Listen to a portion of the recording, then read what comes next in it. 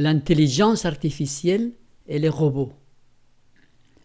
Dans les années 1970, Stanley Kubrick avait réalisé un film intitulé 2001, Odyssée dans l'espace.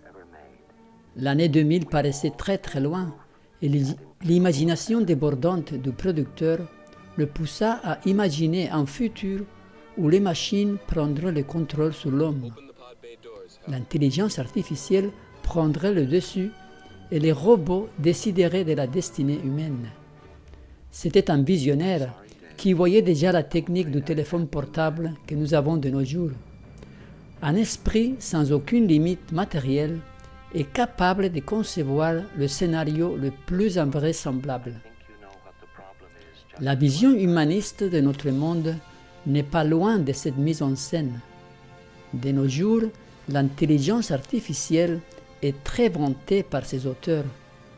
Des déclarations très prétentieuses sont faites mettant en valeur cette prouesse humaine, allant jusqu'à dire que les machines sont finalement plus parfaites que l'homme, que dans un avenir pas très lointain, l'homme sera capable de créer des robots si parfaits qu'ils pourront carrément remplacer l'homme. Pas uniquement dans la chaîne de production, mais aussi dans les hôpitaux pour faire la chirurgie, prendre soin des malades et bien des choses encore. La philosophie humaniste prétend que nous sommes seuls dans cet univers, que nous sommes là par hasard, sans but ultime. Nous sommes le centre de l'univers. Nous ne sommes redevables à personne. Nous devons nous débrouiller. Cette philosophie est à la base des pratiques immorales et aberrantes de notre société.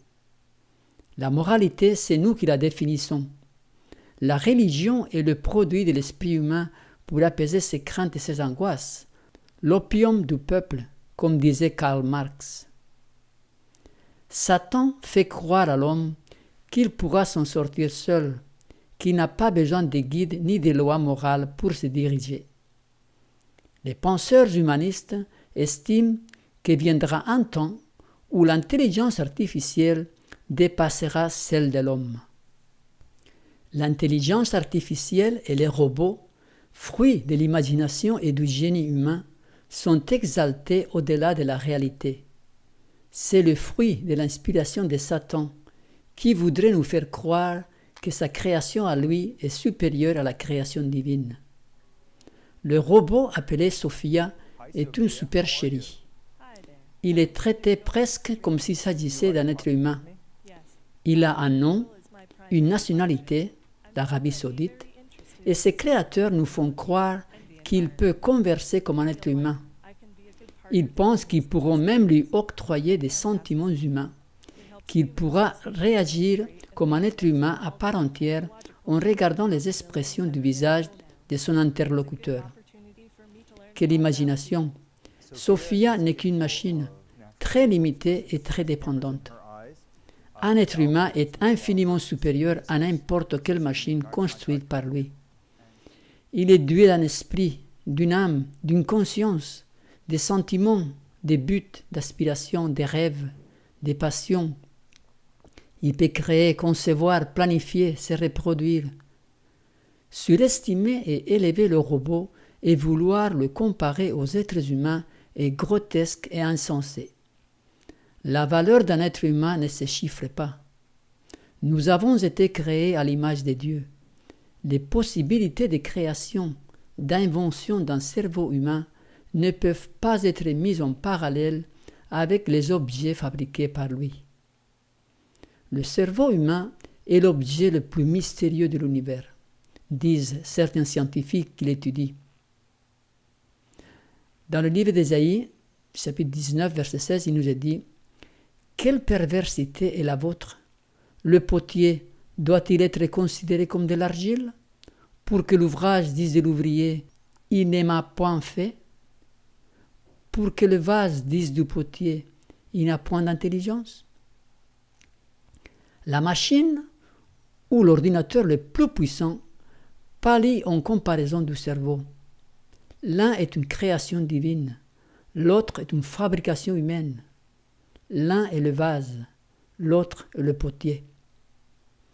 Le désir d'exaltation de l'homme a commencé en Éden. Ève s'est laissée séduire par le serpent qui lui a promis une expérience supérieure.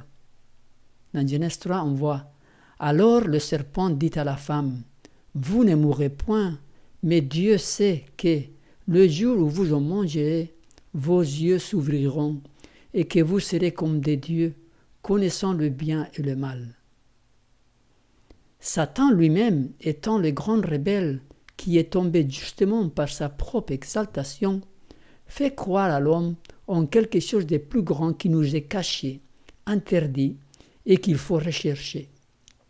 Ces mêmes attributs d'exaltation de soi, Satan les a inculqués à l'être humain. Ce désir d'exaltation de soi a été présent tout au long de l'histoire de l'humanité. Le déluge a été envoyé par Dieu pour freiner la folie humaine. L'expérience de la tour de Babel nous montre aussi ce même désir d'exaltation de l'homme face à Dieu. L'arrogance précède la ruine et l'orgueil précède la chute. L'orgueil, l'exaltation propre sont des attributs de Satan. Le caractère de Dieu est diamétralement opposé. Il est amour. L'Éternel Dieu miséricordieux et compatissant, lent à la colère, riche en bonté et en fidélité.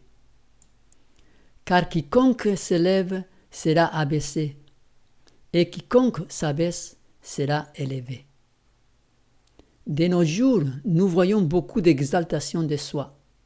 Le désir d'être le meilleur, le premier, est encouragé à tous les niveaux, dans tous les domaines. Les Jeux olympiques, les championnats, les tournois, les sports, Hollywood et ses Oscars. Depuis la crèche jusqu'à la tombe, l'homme est hanté par ce désir d'être meilleur que les autres. Pourtant, ce n'est pas l'esprit du ciel. Et quiconque veut être le premier parmi vous, qu'il soit votre esclave. Si quelqu'un veut être le premier, il sera le dernier de tous et le serviteur de tous. Oui, dans les Jeux olympiques du ciel, celui qui arrive en dernier gagne.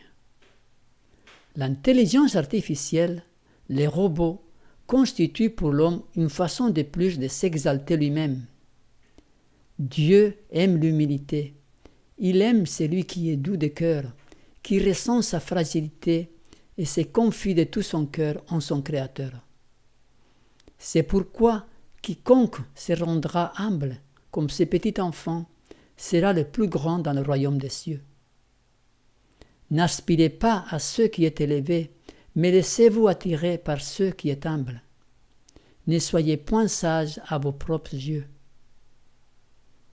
Une conception claire de ce que Dieu est et de ce qu'il attend de nous conduit à une saine humilité. Celui qui étudie correctement la parole sacrée apprend que l'intelligence humaine n'est pas omnipotente, que sans l'aide de Dieu, la puissance et la sagesse des hommes ne sont que faiblesse et ignorance. Chaque être humain est doué de ressources insoupçonnées. Si elles sont utilisées en accord avec les lois divines et avec l'état d'esprit du ciel, les résultats sont merveilleux. Si ces mêmes ressources sont utilisées, et elles le sont la plupart du temps, pour satisfaire l'égoïsme, le désir de pouvoir et d'exaltation humaine, les résultats sont souvent désastreux. Des conflits, des guerres et des querelles sans fin. L'orgueil a précédé la chute des millions d'hommes et de femmes dans notre monde. Notre planète marche à grands pas vers sa destruction finale. Les catastrophes naturelles augmentent sans cesse. Les espèces animales disparaissent. La pollution de la terre et de la mer est sans parallèle. Et pourtant, l'homme rêve encore d'un futur merveilleux où nous attendrons le bonheur par nous-mêmes. Les robots, l'intelligence artificielle et la technologie seront là pour nous aider dans cette quête qui est la nôtre. Retrouver le paradis perdu. Vaine illusion. Cette expérience que nous cherchons en tant qu'humains n'est pas à notre portée ici-bas. Le diable s'est plaît à proposer à l'homme la poursuite des rêves irréalisables de la même manière qu'il la proposa à Ève en Éden. Le serpent était le plus rusé de tous les animaux des champs que l'Éternel Dieu avait fait. Il dit à la femme, « Dieu a-t-il réellement dit, vous ne mangerez pas de tous les arbres du jardin ?» La femme répondit au serpent, « Nous mangeons du fruit des arbres du jardin, mais quant au fruit de l'arbre qui est au milieu du jardin, Dieu a dit, vous ne mangerez point et vous n'y toucherez point, de peur que vous ne mouriez. Alors le serpent dit à la femme, vous ne mourrez point, mais Dieu sait que le jour où vous en mangerez, vos yeux s'ouvriront et que vous serez comme des dieux, connaissant le bien et le mal. Voilà les rêves de Satan, que vous serez comme des dieux. C'est là le mensonge que Satan propose à l'humanité depuis les origines de la terre, une expérience plus élevée, plus exaltante. Le paradis perdu n'est plus à notre portée. Pour le retrouver, il faut marcher humblement dans le chemin du calvaire, celui de l'obéissance, de l'humilité, de la douceur, du renoncement à soi, de l'amour du prochain. Ne nous laissons pas tromper par l'ennemi quand il nous propose de marcher dans un autre chemin. Entrez par la porte étroite, car large est la porte et spacieux est le chemin qui mène à la perdition, et il y en a beaucoup qui entrent par là. La crainte de l'Éternel enseigne la sagesse, et l'humilité précède la gloire. L'arrogance précède la ruine, et l'orgueil précède la chute. Nous avons le choix entre la ruine et la gloire. L'une est précédée par l'orgueil et l'arrogance, l'autre par l'humilité et la crainte de l'Éternel. C'est à nous de faire des choix quotidiens qui nous placeront dans l'un de ces deux chemins.